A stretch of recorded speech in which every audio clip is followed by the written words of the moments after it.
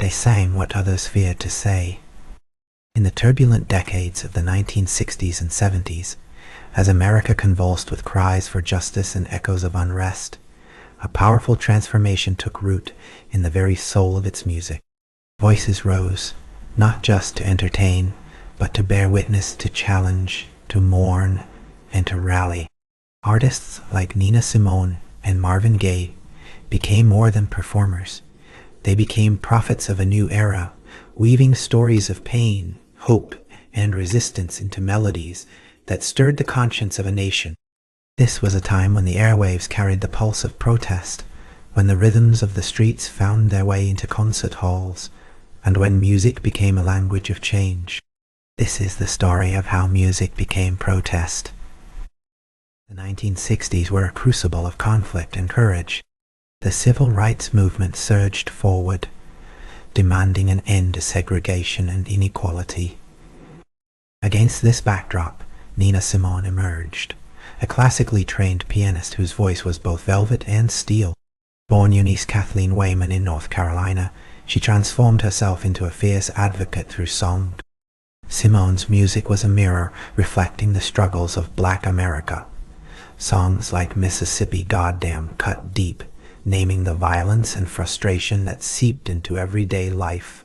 Her voice, raw and unyielding, carried the urgency of a people who refused to be silenced. With every note, she challenged the status quo, inviting listeners to confront uncomfortable truths. Meanwhile, across the country, another artist was reshaping the soundscape of protest. Marvin Gaye's journey to becoming a voice of social conscience was complex and deeply personal. Known originally for his smooth Motown hits, Gaye's music evolved as he grappled with the pain and contradictions of his time. The Vietnam War raged on, dividing the nation, while urban unrest and racial tensions simmered beneath the surface. Gaye's landmark album, What's Going On, released in 1971, was a profound meditation on war, poverty, and environmental decay. It marked a turning point, not just in his career, but in the role music played in society, a call to empathy wrapped in soulful melodies. Nina Simone's artistry was inseparable from her activism. Her refusal to conform, whether by demanding fair treatment at venues or by addressing civil rights head-on, made her a lightning rod for controversy. Yet, her music transcended mere protest songs. It was a tapestry of jazz, blues, gospel, and classical influences, all woven together to articulate the Black experience with unflinching honesty. Songs like To Be Young, Gifted and Black became anthems of pride and resilience, affirming identity in a world that sought to diminish it. Simone's legacy is a testament to the power of music, not only to protest but to heal and inspire. Marvin Gaye's What's Going On was born out of personal tragedy and social awakening. Inspired by conversations with his brother, a Vietnam veteran, and the turmoil he witnessed in his own Detroit neighborhood, Gaye crafted an album that defied Motown's commercial expectations. It was a deeply spiritual and introspective work, blending lush arrangements with poignant lyrics. The title track opens with a gentle plea, questioning the violence and confusion engulfing the world.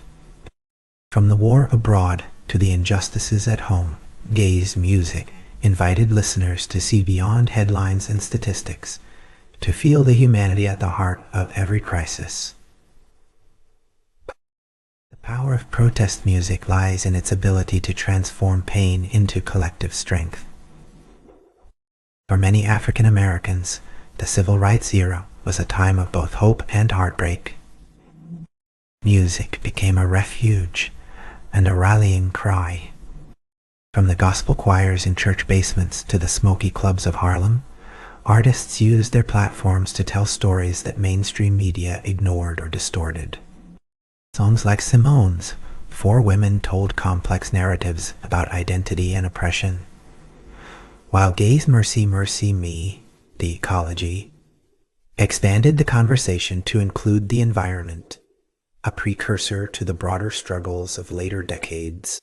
These songs were more than entertainment. They were acts of defiance. The broader cultural landscape of the time was shifting as well. The folk revival and the rise of rock brought a new immediacy to protest music, but Simone and Gaye's approach was distinct. They rooted their messages in the black musical tradition, using soul and jazz as vehicles for social commentary. Their music spoke directly to the experiences of Black Americans, bridging personal pain and collective struggle. In doing so, they challenged not only societal norms, but also the music industry's expectations about what Black artists could say and how they could say it. This was music with a mission, demanding attention and respect. Nina Simone's relationship with activism was complicated and often fraught.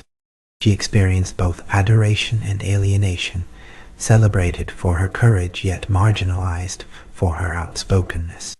Her performances were electric, charged with emotion and urgency, but her career suffered from the political backlash she faced. Still, Simone remained undeterred, using her art to document the civil rights movement's milestones and setbacks. Her music became a soundtrack for marches, protests, and moments of reflection. Through her, the personal became political, and the political became profoundly personal. Marvin Gaye's influence extended beyond his immediate era, shaping the sound and spirit of future generations. What's Going On challenged the boundaries of soul music, proving that commercial success and social consciousness could coexist. It opened doors for artists to explore themes of injustice, love, and spirituality without sacrificing artistry or appeal. Gaye's blend of vulnerability and strength created a blueprint for protest music that was intimate yet universal. His legacy endures in the voices of countless musicians who continued to use their songs as instruments of change. The intersection of music and protest during this period reveals a deeper truth about the American experience. The struggle for freedom is ongoing, and art is a vital battleground. The songs of Simone and Gaye do not offer easy answers.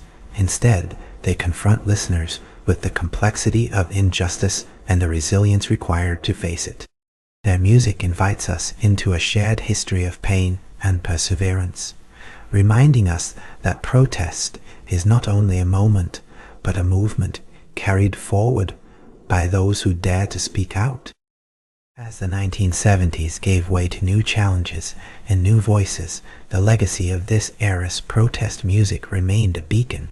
The courage of artists like Nina Simone and Marvin Gaye paved the way for future generations to use music as a means of resistance and healing. Their songs continue to resonate, echoing through time as reminders that when words fail, music can speak the truths others fear to say. In every chord and lyric, they captured both the anguish and the hope of a people striving for justice. Today, the echoes of that protest music reverberate in contemporary movements for equality and justice. From the anthems of the civil rights era to the voices rising in the streets, now music remains a powerful catalyst for change. The stories of Nina Simone and Marvin Gaye remind us that protest is not merely a reaction to injustice, but a call to imagine a better world. Their artistry teaches us that the act of singing out is itself an act of courage, a declaration that silence is not an option. They sang what others feared to say, and in doing so, they transformed music into a force that could move hearts, minds, and history itself. The roots of protest run deep, nourished by the voices of those who dared to speak truth through song.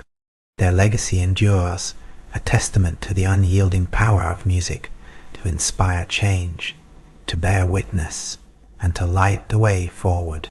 In the melodies of Nina Simone and Marvin Gaye, we find not only the sound of protest, but the enduring spirit of a roots renaissance. This has been Roots Renaissance. See you in the next chapter.